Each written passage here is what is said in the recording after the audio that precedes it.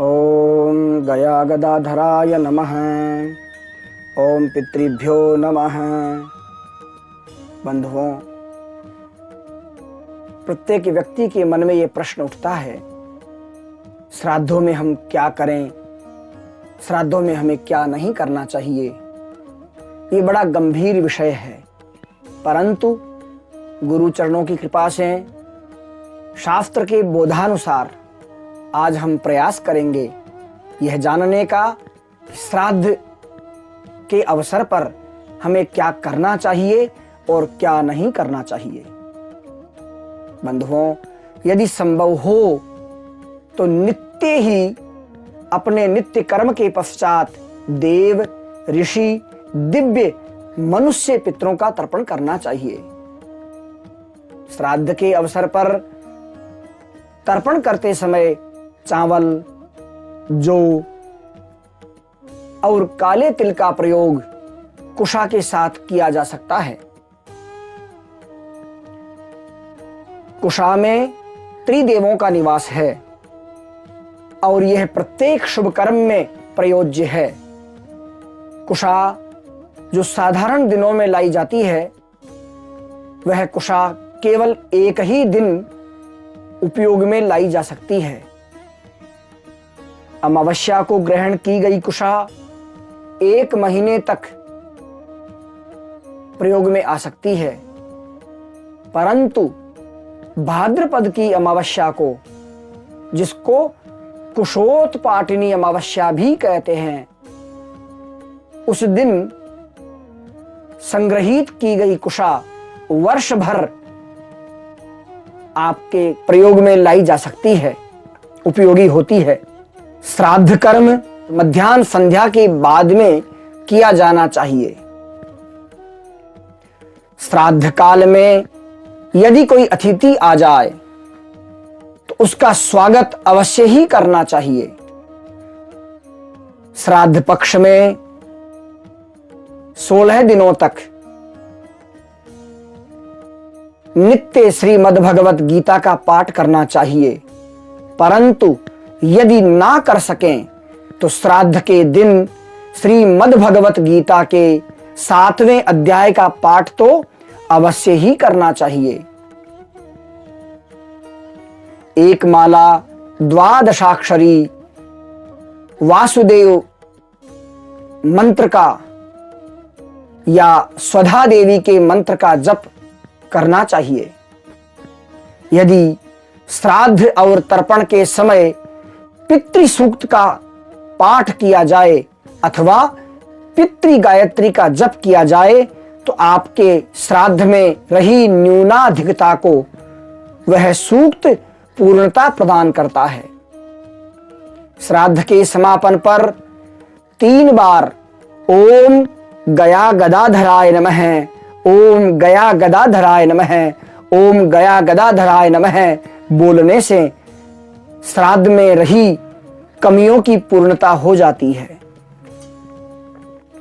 यदि विधि पूर्वक श्राद्ध करने में असमर्थ हो तो इस श्राद्ध पक्ष के 16 दिन नित्य श्राद्ध काल में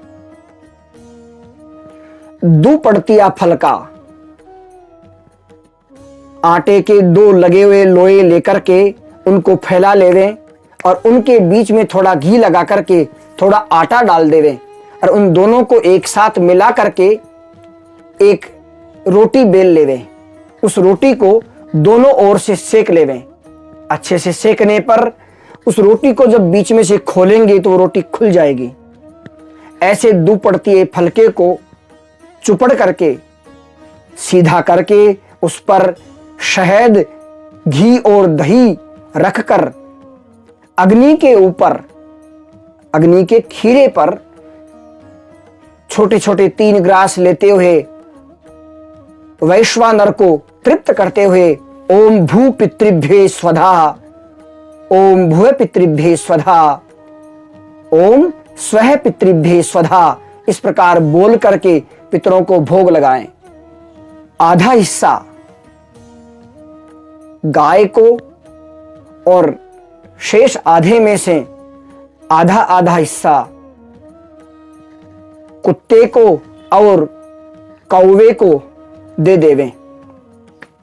श्राद्ध के निमित्त भोजन करने वाले ब्राह्मण को चाहिए कि श्राद्ध के पश्चात यदि यजमान ब्राह्मण है तो उसके यहाँ अस्तु स्वधा, अस्तु स्वधा, अस्तु स्वधा बोले।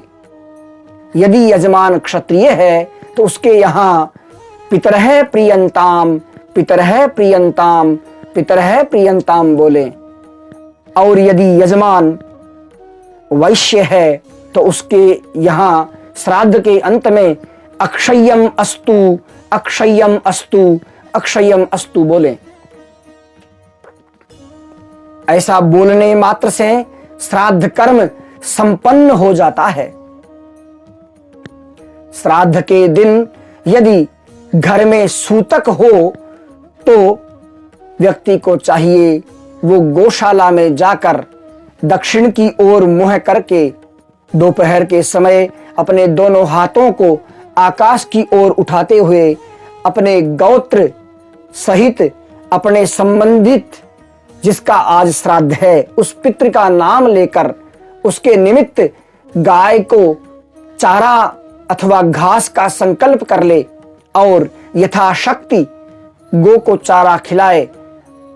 उस कर्म को करने मात्र से उस दिन का श्राद्ध कर्म पूर्ण मान लिया जाता है। अधिकतर श्रेष्ठतम घरों में श्राद्ध के निमित्त हम ब्राह्मण को भोजन करवाते हैं और भोजन के पश्चात अपने अहंकार को पुष्ट करने के लिए घर की माता बहन को पत्तल उठाने के लिए कह देते हैं, झूठी पत्तलें उठाने के लिए कह देते हैं। ऐसा नहीं करना चाहिए। शास्त्र की आज्ञा है श्राद्ध के निमित्त भोजन करने वाले ब्राह्मणों के उच्छिष्ट पात्र को घर की स्त्रियां नहीं उठाए। श्राद्ध करने वाला पुरुष उन पत्तलों को उठाए। संयुक्त परिवार हो तो श्राद्ध ज्येष्ठ पुत्र के द्वारा एक ही स्थान पर संपन्न किया जाना चाहिए। यदि पुत्र अलग अलग रहते हों तो श्राद्ध अलग अलग ही करना चाहिए। बंधुओं, श्राद्ध करने का अधिकार क्रमशः किसको किसको है? शास्त्र की आज्ञा है श्राद्ध करने का अधिकार क्रमशः सबसे पहले पुत्र को, पुत्र ना हो तो पौत्र को, पौत्र भी ना हो तो प्रपौत्र को, प्रपौत्र भी ना हो तो दोहित्र को, वो भी ना हो तो पत्नी को, पत्नी भी ना हो तो भाई को, भाई भी ना हो तो भतीजे को, भतीजा भी ना हो तो पिता को, पिता भी ना हो तो माता को, माता भी ना हो तो पुत्र वधू को, पुत्र वधू ही ना हो तो बहन को, बहन भी ना हो तो भांजे को, अथवा कोई वंशज हो उसके द्वारा श्राद्ध करने का अधिकार है। यदि कोई ना हो तो उनके आचार्य को श्राद्ध करने का अधिकार है। हेमाद्रि के अनुसार श्राद्ध में पिता की पिंडदान आदि क्रियाएं पुत्र को ही करनी चाहिए। पुत्र ना हो तो पत्नी को करनी चाहिए। पत्नी के अभाव में भाई को करनी चाहिए। गया श्राद्ध सभी पुत्र अलग अलग कर सकते हैं। यदि किसी परिवार में गया श्राद्ध तो बार बार भी किया जा सकता है यदि आपके पास सामर्थ्य हो। हां, यदि गया श्राद्ध के पश्चात बद्रीनाथ जाकर के ब्रह्म कपाली श्राद्ध क्रिया करवा दी गई हो तो ब्रह्म कपाली श्राद्ध के पश्चात गया श्राद्ध नहीं करना चाहिए। यदि आपने गया श्राद्ध किया है तो उसके पश्चात बद्रीनाथ में ब्रह्म कपाली श्राद्ध करना चाहिए। परंतु यदि आपने पहले ब्रह्म कपाली श्राद्ध कर दिया है बद्रीनाथ में तो गया श्राद्ध नहीं करना चाहिए।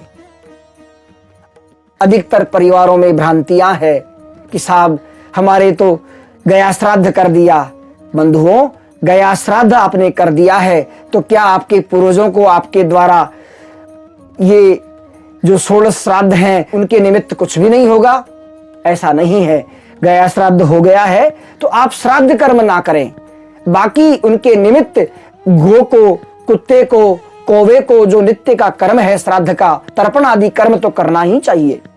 अधिकतर भ्रांतियां हैं साहब 1 वर्ष पहले हमारे परिवार में किसी का देहावसान हुआ, अब क्या हम उनका श्राद्ध कर सकते हैं? बंधुओं, शास्त्र की आज्ञा है मृत्यु के 13 महीने बाद वार्षिक श्राद्ध आता है।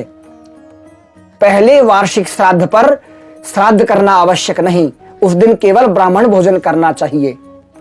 परंतु दूसरे वर्ष का यानी दूसरे साल का अंतिम दिन, जिस दिन उस जीव का जिनके निमित्त आप श्राद्ध करना चाहते हैं उसको दूसरा वर्ष व्यतीत हो गया है तो उनका श्राद्ध करना ही चाहिए। श्राद्ध कर्म में तुलसी, काले तिल, कुशा, गोदुग्ध, गंगा जल, शहद और चांदी के पात्र, दोहित्र और दोपहर के बाद का समय, ये सब पितरों को अनंत आनंद प्रदान करते हैं। यदि आपको चाहिए, परिवार में कोई कुंवारा व्यक्ति चला गया और उस व्यक्ति का श्राद्ध तिथि पता नहीं, तो कुंवारे बच्चों की जिनकी तिथि का ध्यान नहीं है उनका पंचमी को श्राद्ध होता है। सौभाग्यवती स्त्रियों का जिनकी मृत्यु तिथि ध्यान ना हो उनका श्राद्ध नवमी तिथि को होता है। जिनकी मृत्यु शस्त्र से, युद्ध में, दुर्घटना से, अकाल मृत्यु के द्वारा हो गई है और जिनका मृत्यु का दिवस ज्ञात नहीं, उनका श्राद्ध चतुर्दशी तिथि को होता है। सभी ज्ञात अज्ञात जनों जिनकी मृत्यु तिथि ज्ञात नहीं है अथवा कुल की कोई सती हो तो उनका श्राद्ध अमावस्या को होता है। एकादशी को श्राद्ध पर फलाहारी भोजन होना चाहिए और उस दिन चावल की जगह शामाक अर्थात सांवा अथवा साबूदाने का प्रयोग किया जा सकता है। श्राद्ध के दिन घी सहित बने भोजन को अग्नि में अवश्य जलाना चाहिए। प्रत्येक विवाहित पुरुष विवाह के समय पिता, दादा और परदादा 3-3 पीढ़ियों का स्वयं और अपनी पत्नी के 3-3 पीढ़ियों का नाम लेता है। अतः जीवन काल में 3 बार तो कम से कम त्रिपिंडी श्राद्ध करना ही चाहिए।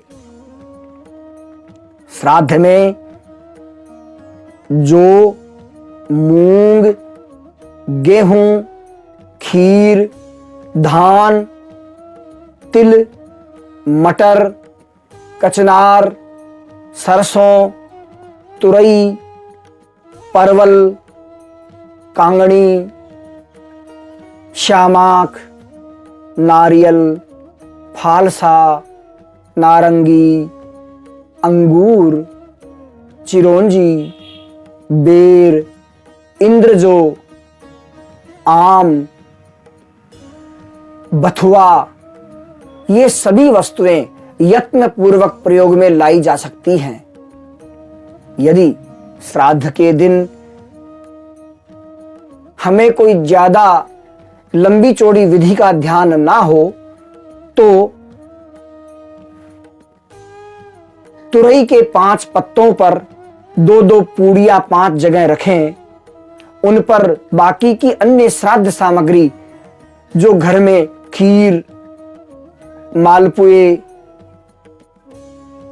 जलेबी जो घर में बनी है, उन सब वस्तुओं को शहद और दही के साथ रख करके जिनका श्राद्ध करना है उनका गोत्र और नाम लेकर उनके लिए अग्नि को जिमाए, और फिर वो 5 जगह जो बटा हुआ है उसमें से एक हिस्सा गाय को, दूसरा हिस्सा कुत्ते को, तीसरा हिस्सा कौवे को, चौथा हिस्सा देवताओं को और 5वां हिस्सा चींटियों को दे देना चाहिए।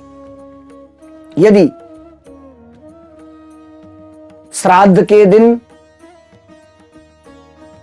किसी ब्राह्मण को जिमाना संभव ना हो तो उस श्राद्ध के निमित्त आप सूखी सामग्री किसी मंदिर में भी दे सकते हैं। यदि विधि पूर्वक श्राद्ध करने में आप असमर्थ हों तो इस श्राद्ध पक्ष के 16 दिन नित्य श्राद्ध काल में आपको अपने पूर्वजों के निमित्त व्यवस्था करनी चाहिए। श्राद्ध में खीर, इमरती और मालपुए का बड़ा महत्व है। यदि आप श्राद्ध के समय किसी ब्राह्मण को जिमा रहे हैं तो उसके आसन के समीप काले तिल बिखेर देने चाहिए। वैसे तो श्राद्ध विज्ञान बहुत विस्तृत है, परंतु शास्त्रों के अवलोकन से यत्किंचित प्रयास करके ये जो विषय आपके सामने प्रस्तुत किया जा रहा है, भगवान गदाधर इस जानकारी को जानने और जनाने वाले के पूर्वजों को तृप्त करे। धन्यवाद।